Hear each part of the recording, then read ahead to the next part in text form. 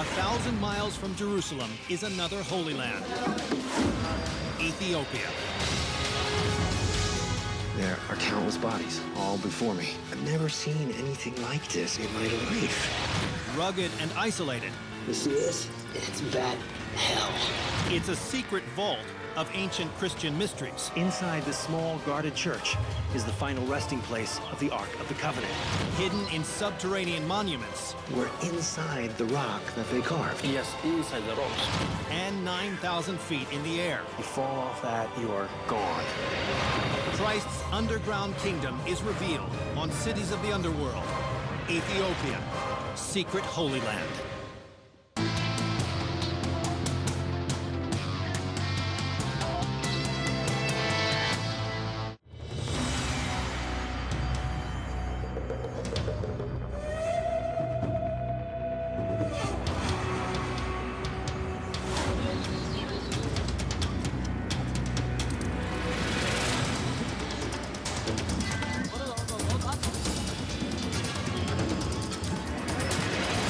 I'm Don Wildman. I'm in Addis Ababa, capital of Ethiopia.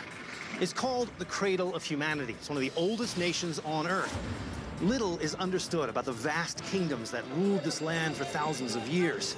But during biblical times, their remote highlands were an important safe haven for refugees escaping persecution and war in faraway lands. Relatively little study has been done here. So, as this developing land moves slowly into the 21st century, many of its deepest and darkest secrets can still only be found in the underground. Today, Ethiopia is a remote, landlocked East African nation, a religious time capsule, so isolated that Christians here still worship in ways that would be familiar to Jesus' first disciples. Christianity began to spread from Jerusalem to the ancient world in the 2nd century AD, as believers preached the gospel and converted new members. The first conversions in Ethiopia were in the 4th century, and the new religion caught on. By the 12th century, Christianity was the dominant religion here. Its holiest city, Lalibela, was a pilgrimage site modeled on Jerusalem.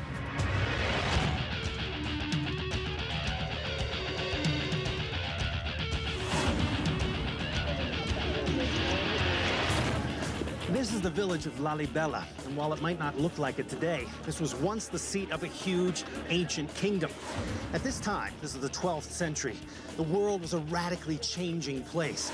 Muslim armies had captured and conquered a huge swath of North Africa and the Middle East, including the holy city of Jerusalem.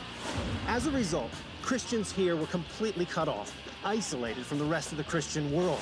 The king here, King Lalibela, set out to create a new Jerusalem, here in the underground.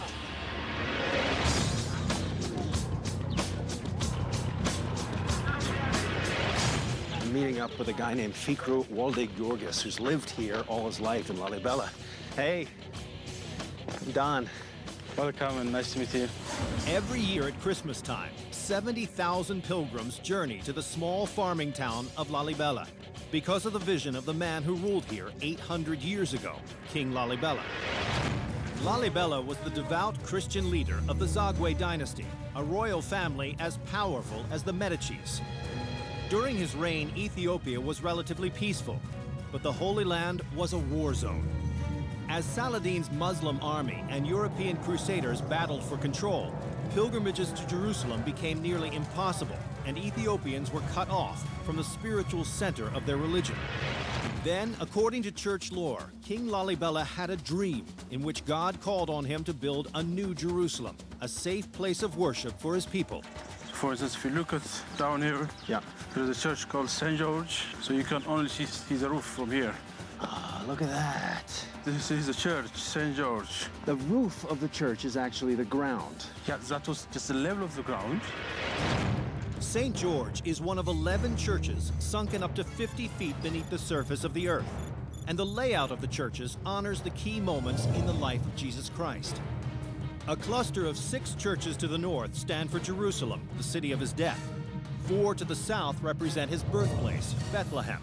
And between them runs an artificial chasm named the River Jordan, after the spot where Jesus was baptized. All of them are connected by a warren of subterranean tunnels and trenches. Today, these churches are known as the eighth wonder of the world. This is the way down?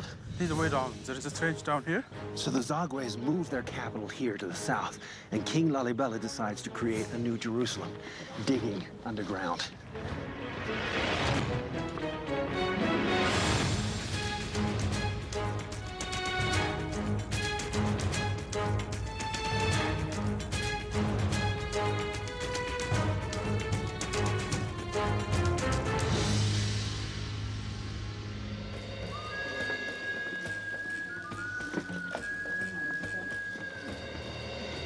There's actually a service going on right now. I mean, these churches are all still very much active. What they're doing here this morning, they've been doing 1,000 years. Tell me about this rock. Yeah, it's a volcanic rock. Okay. Called tufa. Tufa. So the nature of the rock is actually easy to cut. In Jerusalem, builders had limestone, wood, and marble at their disposal. Here they had durable, easy-to-carve tufa rock, and they made the most of it. Digging down to depths between 35 and 50 feet from the surface, the 12th century builders extracted stone from all sides of the church, leaving a monolith inside a man-made canyon. Then they carved out the inside of the building, like a pumpkin, and carefully crafted the exterior details. They've gotten exact angles and precise corners. If you made a mistake while you're doing this, it was... Well, that's really the thing. There's no way to rebuild it. If you made a mistake, that's all. Right. Church chronicles dating back to the 15th century claim that angels helped the workers here build this massive and miraculously precise church, and 10 others like it, removing 150,000 tons of rock over 23 years. Over 100 clergymen live here today, just as they did in the 12th century, administering the rites of birth and death. So all around here, I'm noticing these holes, these actual... Oh, yeah, that was just a grave. Look at here. Even it look like coffin, has got a coffin shape. So these were filled with coffins? Just filled with coffins. Look at here. Now... There's a bone here. Wow. The bodies of the faithful, who may have come here to die in this sacred spot, have no names. There are no written records for Lalibela from the time, only legends orally passed down through generations. We are allowed to join the followers of St. George's Church, but we must pay the proper respects. So you take your shoes off at every church? Yes, in all the churches. All right, let's go inside. Oh, it's beautiful. Wow, so this is all an open space here.